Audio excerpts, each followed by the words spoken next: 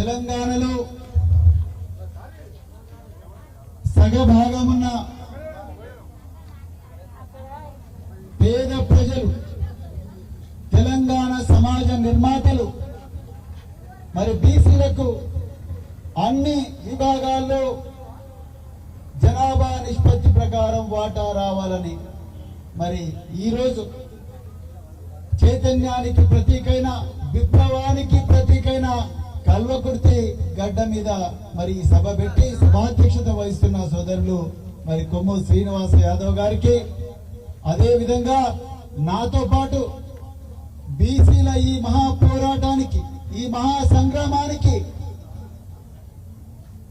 చేదోడు వాదోడుగా ఉంటూ సంఘీభావంగా నిలబడడానికి ఇక్కడికి వచ్చిన మరి మరో సోదరులు, నాయకులు, మరి గొప్ప మానవతా మూర్తి, మరి మిషన్ భగీరథ మాజీ వైస్ చైర్మన్ మరి సోదరులు ఉప్పల వెంకటేష్ గారికి, అదే విధంగా మరో బీసీ మేధావి, మరి బీసీ ఉద్యమ నాయకులు, అలాగే ప్రముఖ జర్నలిస్టు, అదే విధంగా మరి కల్లుగీత కార్పొరేషన్ మాజీ చైర్మన్ శ్రీ పల్లె రవికుమార్ గౌడ్ గారికి, అదే విధంగా మరి మరొక బీసీ మరొక నాయకురాలు బీఆర్ఎస్ నాతో పాటు బీఎస్పీలో తిరిగి ఇప్పుడు బీఆర్ఎస్ లోకి వచ్చిన మన బిడ్డ మరి పద్మశాలి ముద్దు బిడ్డ ఐఐటి ఖరగ్పూర్ లో చదువుకొని సాఫ్ట్వేర్ ఇంజనీర్ ఉద్యోగము, లేకపోతే ఇంకేదో లక్షల రూపాయలు వచ్చే ఉద్యోగం వచ్చే అవకాశం ఉన్నా అది వదులుకొని ఈ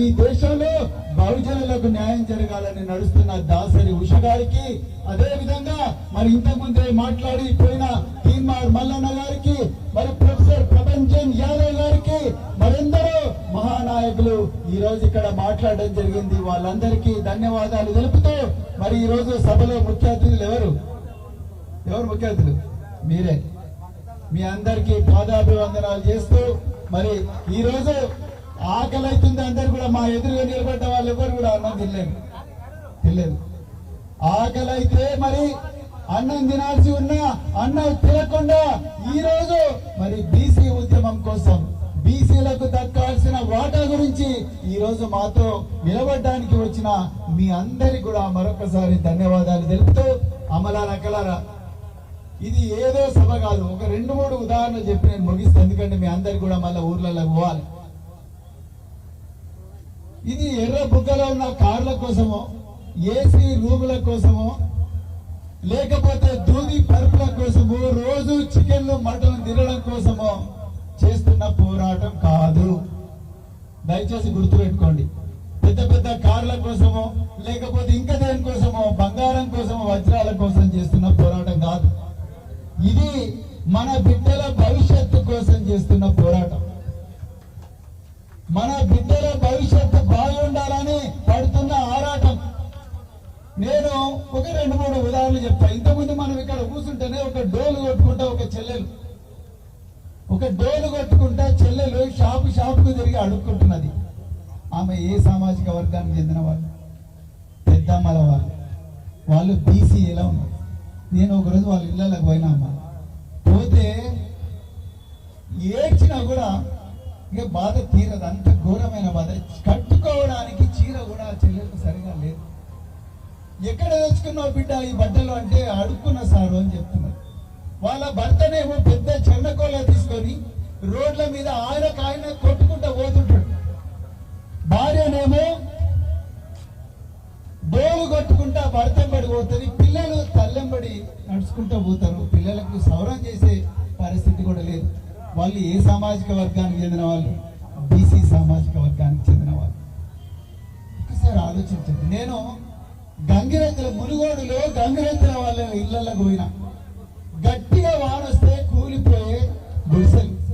ఆ గుడిసెల పక్కన చెట్లకు గంగిరెద్దులను కట్టుకొని రోజు పండుగలప్పుడు కానీ, ఏమైనా పబ్బాలు ఉంటే కానీ, ఇళ్లలో తద్దినాలైతే తద్దినాలలో అడుక్కోవడానికి పోయే వాళ్ళు గంగిరెద్దులు. వాళ్ళు కూడా బీసీ సామాజిక వర్గమే. మందుల వాళ్ళు, పూసలు అమ్ముకునే వాళ్ళు. నేను ఒక రోజు పాలకుర్తి నియోజకవర్గంలో బొమ్మరేనే గ్రామానికి పోతే ఒక చెల్లెలు పెద్ద పట్టం మోసుకొని తిరుగుతా ఉన్నది. నేనన్నా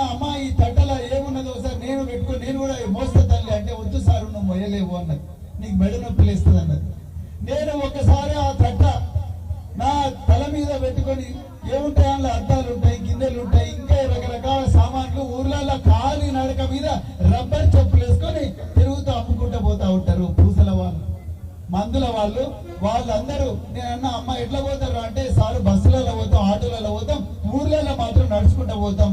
ఊర్లలో కొంతమంది మమ్మల్ని ఘోరమైన చూపులు చూస్తారు, కొంతమంది మీద అత్యాచారాలు కూడా జరుగుతాయి, ఎవరికి చెప్పుకోలేం సార్ అని చెప్పి.